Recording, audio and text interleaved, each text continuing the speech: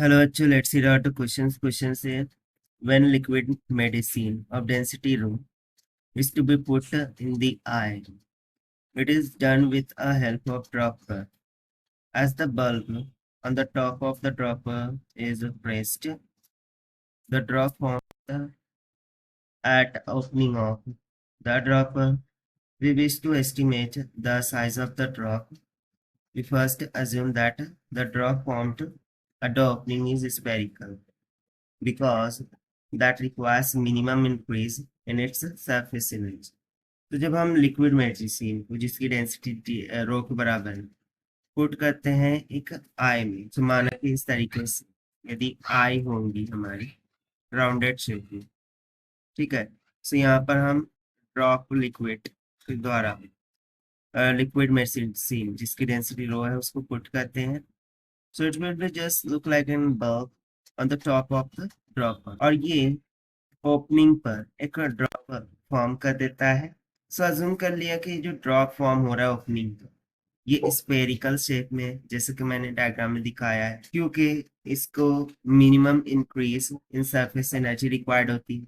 So to determine the size, we calculate the net vertical force due to surface tension when the radius of the drop is capital.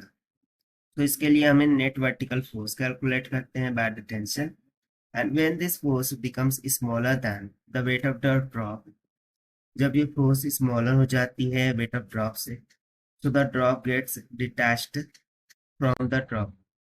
So drop detached हो जाएंगी, यानी कि अलग हो जाएंगी from the drop. So if R is equals to 5 into 10 to the power minus 4 rho 10 to the power 3 kg per meter cube, G 10 meter per second square, T equals to 0.11 Newton per meter. So हम बताना है the radius of drop when it detaches from the dropper is approximately, यानी कि हमें simply radius of drop find out करना होगा when it is detached from the dropper. तो चलिए स्टार्ट करते हैं सॉल्यूशन से.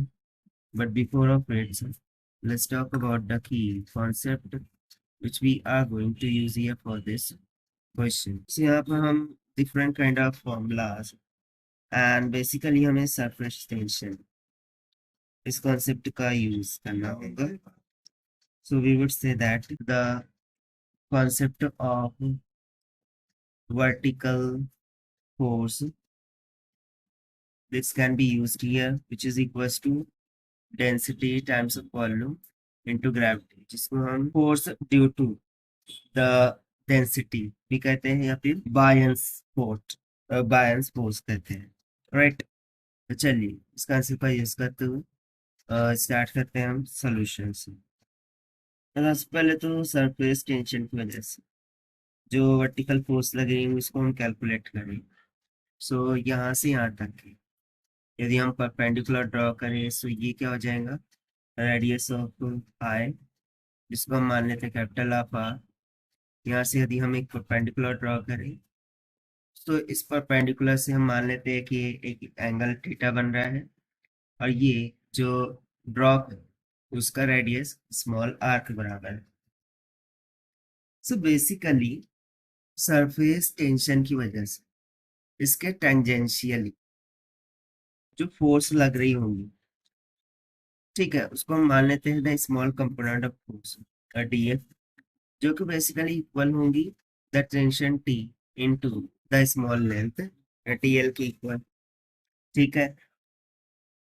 तो इसी कंडीशन को हम यहाँ पे सब्स्टिट्यूट करेंगे. तो सबसे पहले तो हम इस फोर्स को कैलकुलेट कर लेते हैं. So D F is equal to T times of T L होगा.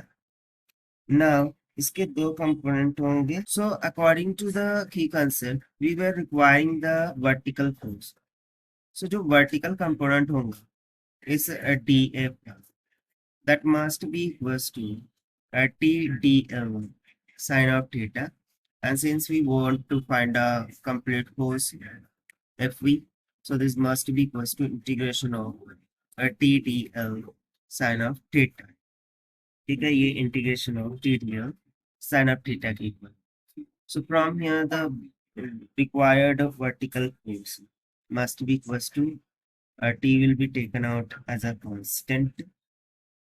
अब यदि मैं यहाँ पर T L sine of theta, इसको देखो। सो डी एल हमने क्या माना है, स्मॉल लेंथ माना है, और rather than that you can just integrate it, you will get that R by capital of R multiply by 2πr, जहाँ पर 2πr ये पेरीमीटर ऑफ द सर्कल को इंडिकेट कर रहा है, small R radius of drop, capital R radius of I को indicate कर रहा है।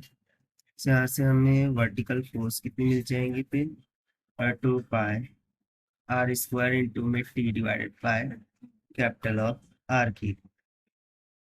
अब यही जो वर्टिकल फोर्स है वो इस बायंसी फोर्स के द्वारा बैलेंस की जाएंगी, which will be from the eye to inside. So we would say that K rho Vg, this will be equals to FV. Now we remember mass is equals to density into volume होता है। So यहाँ से फिर हम simply लिख सकते हैं कि ये जो vertical force है that is density into g को as it is रखते हैं, and volume will be the volume of spherical surface which will be given as 4/3 pi r का cube.